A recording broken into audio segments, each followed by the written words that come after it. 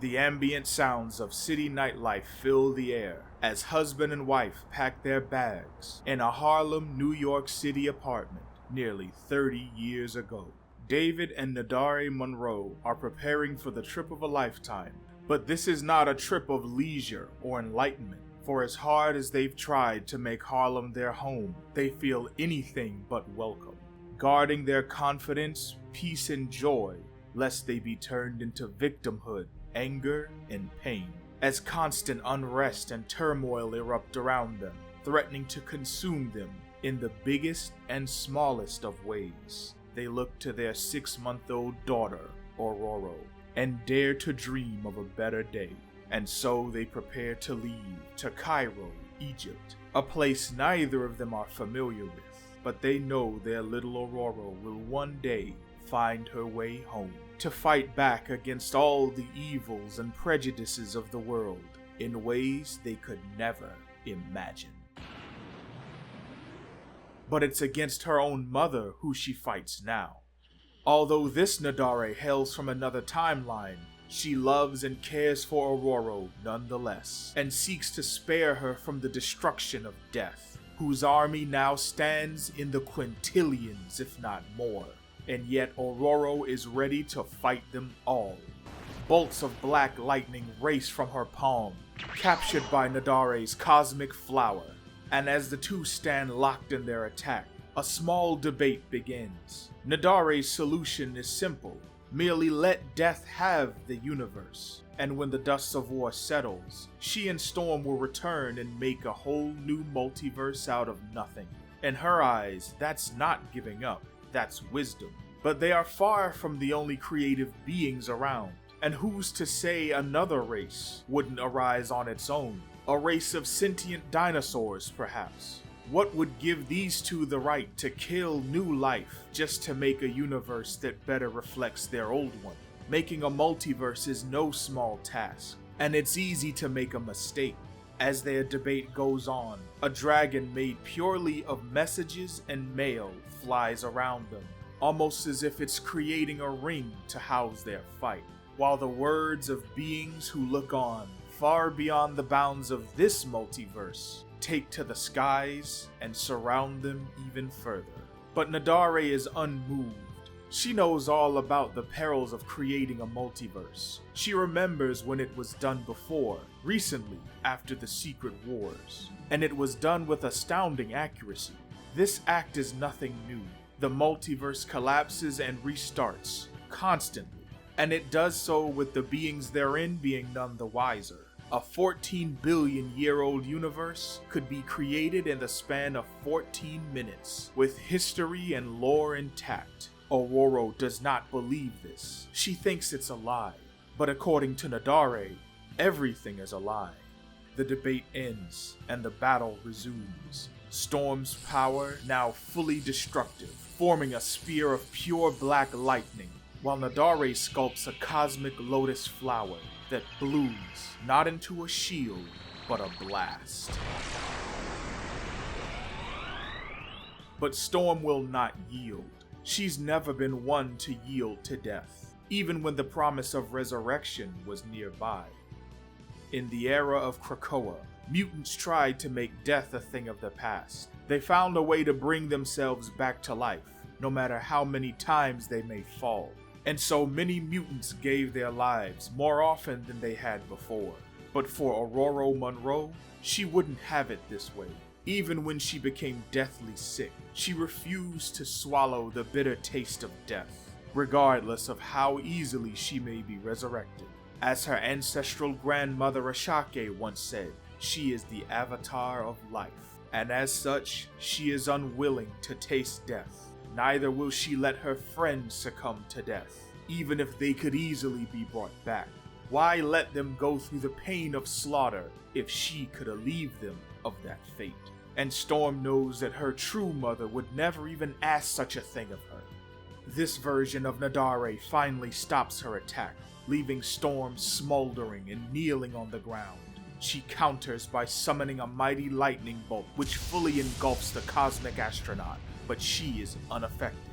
physically at least. For Ororo's constant refusal has caused her to come up with a different strategy, one that will hopefully make the Omega level mutant see things her way.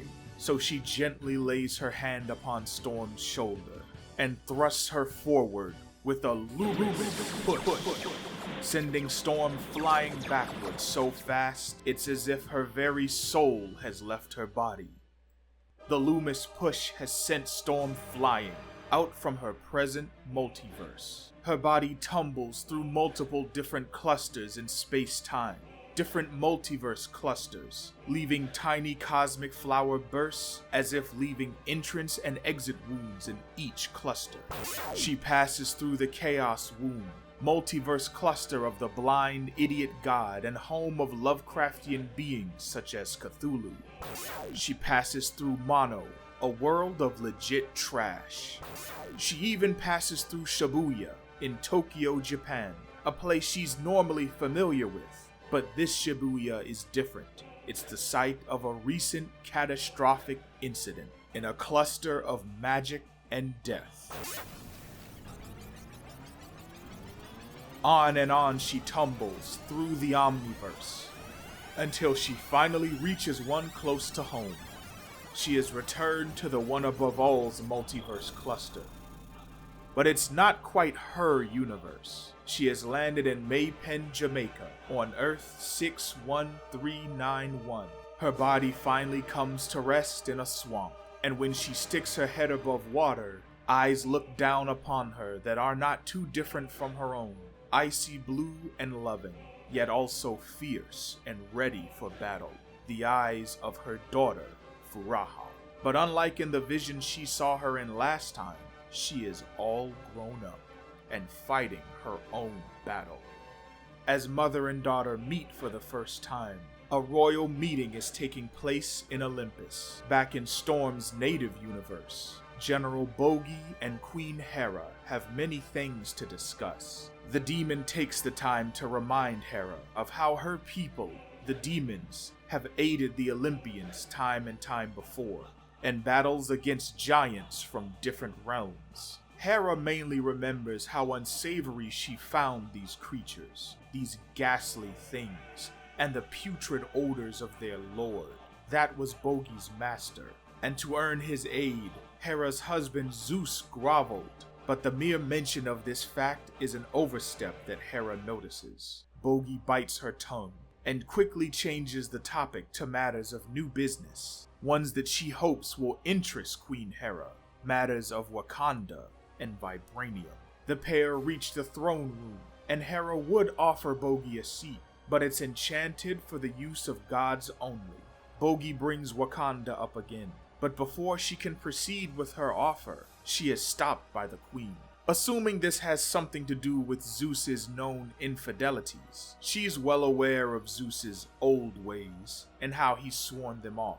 But Bogey counters by bringing up one of Hera's true children, her son Hephaestus, the most famed blacksmith in the universe. And the universe's greatest blacksmith needs a magical metal befitting of his skill, vibranium, bringing Bogey to the point of this meeting. She wants Hera to grant them passage through the underworld to Earth, so they may settle their score with Ororo Monroe, and as payment, she will give all the vibranium of Wakanda to Hera. But Hera has no interest in this feud, and if she really wanted the vibranium, why not just go to Earth and get it herself, she asks. But Bogey reminds Hera of the pact between two other powerful pantheons, the Ennead and the Orishas, who have vowed to protect Wakanda collectively against any divine attack from the outside. The Panther goddess Bast herself was present at this meeting, along with Khonshu and several other gods of note. But this fact falls on deaf ears, as Hades and Persephone join the debate, all so they can join their voices with Hera's and give a resounding no. The Olympians will not be yielding their source of power and fortune to Bogey. She's too dangerous to be allowed passage. Bogey's vintage dress begins to change colors as a metamorphosis begins, for Bogey must now remind these gods of their places. Before light, there was the cold, infinite darkness, and before gods, demons reigned. The Olympians armed themselves, but to no avail, for the instrument of their destruction has been working its way behind them this whole time, blending into the background, feeding upon mermen as if for amusement of the gods, when in reality it was a tool of the demons. And as Bogey's grotesque transformation completes, she puts her tool to great use. And the creatures feast on Olympian blood and flesh. Meanwhile, back in Earth 61391, Storm and Furaha are fending off their own attack. Omega level threat detected. Furaha's companion, Sua, surrounds them in waters that protect them from the Sentinels, as more freedom fighters enter the fray. Some ride on motorcycles, others on skateboards, and some wielding instruments as weapons, but they are all mutants, mutant and proud. Furaha produces her own weapon, a black hilt that erupts in yellow lightning, forming an electric spirit sword. She flies through the air as her girls make waste of these abominations, aided by giant gray men, wielding axes and taking no prisoners. This dystopian world is apparently one of constant war, and the outcome of these events is yet to be determined. But this doesn't apply to everyone, for the cosmic astronaut has returned, and in her hand lies the fate of Storm and the conclusion of this saga. She already knows what's coming, but everyone else, including you and I, will just have to wait. There is a solid, decent, and compelling story that's themed around motherhood on these pages. Multi-generational, cross-universal motherhood. And we've also got all the crazy cosmic shit going on with Alt-Universe Nadare, who's rocking some crazy combination of technology and magic that has her doing omniversal level shit. And we've got all the Easter eggs. I didn't even mention all of them. Let me know which ones you found as well for Storm's multiverse of madness, essentially. This issue was actually trending on social media because of all the anime references. The fact that Storm legit traveled through all these different universes. So we're currently getting millions of eyes on this series. Definitely worth pointing out in my opinion.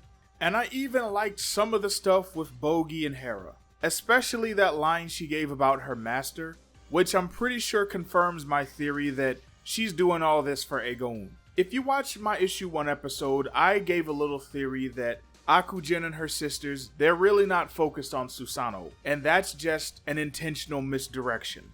And it makes sense because why would 3 demon sisters be trying to free a god?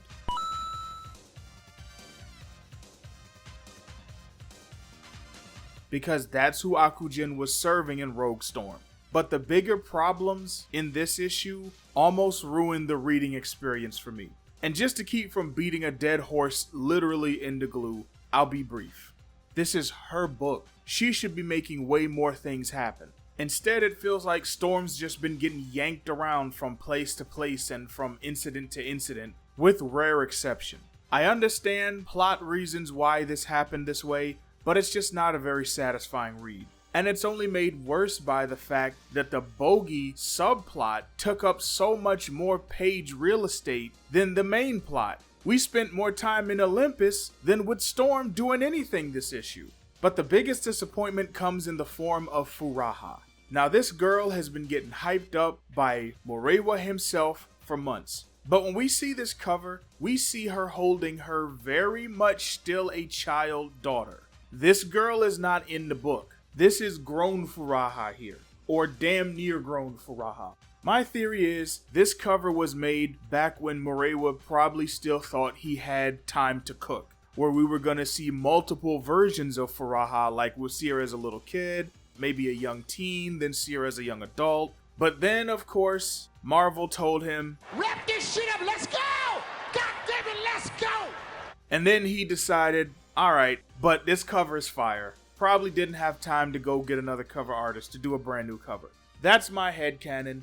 I'm sure it'll be either confirmed or denied when Morewa goes on Black Comic Lords next week.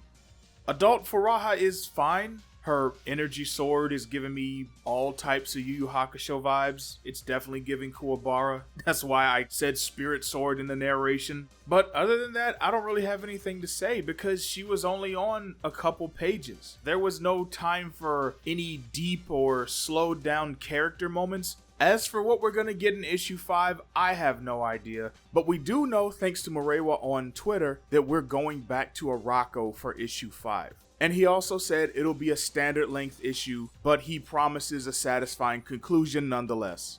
The way the solicit reads at the end of issue 4, talking about Storm mourning a lost love, that's definitely got my mind racing. I'm wondering who that refers to.